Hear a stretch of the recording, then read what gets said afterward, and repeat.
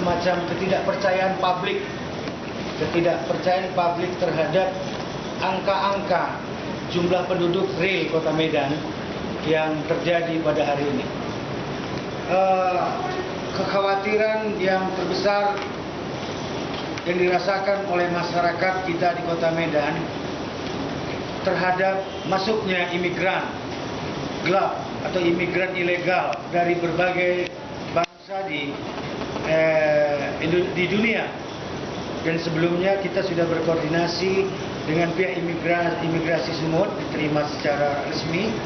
Paling tidak ada 19 negara dari berbagai bangsa yang sudah masuk kemari secara ilegal, dan itu harus kita sikapi.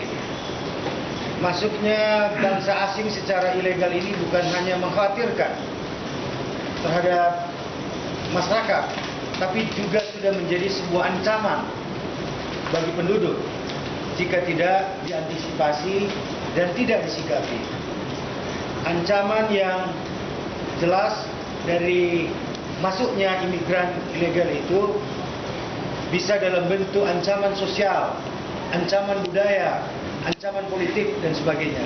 Nanti secara jelas dan terperinci bukti-bukti dari ancaman itu, bukti-bukti dari akibat masuknya imigran itu akan disampaikan secara jelas oleh kandidat doktor kita dari USU ini, Pak Rubino. Dan itu bukan karang-karangan, dan itu semua bisa dibuktikan secara ilmiah.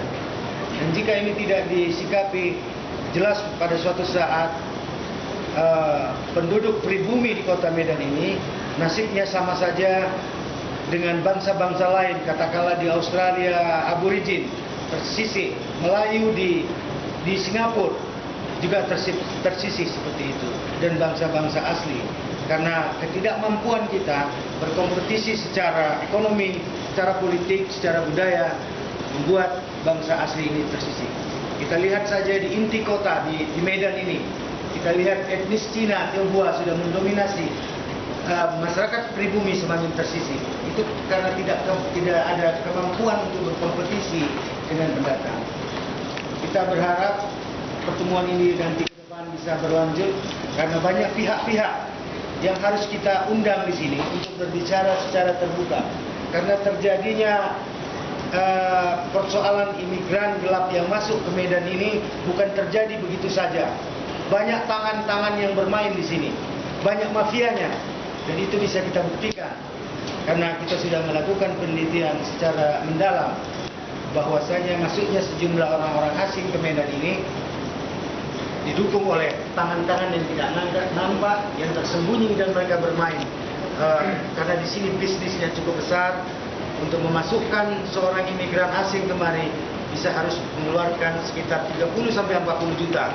Bisa menjadi warga negara tiba-tiba. Mereka sini sudah berkebun, sudah punya usaha, mengalahkan penduduk asli dan merampas lahan-lahan pekerjaan kita. Saya kira itu yang bisa saya sampaikan sebagai pengantar, dan bukti-bukti secara akademis, secara ilmiah, fakta-fakta. Dan kita tidak berbicara secara emosional atas dasar kebencian, karena itu tidak dibenarkan.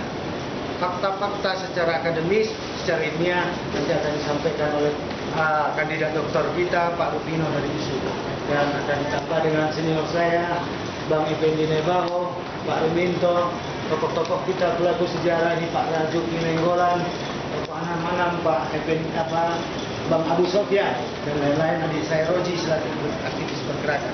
Saya kira demikian. Kami lanjut aja lah ke Pak Rubino.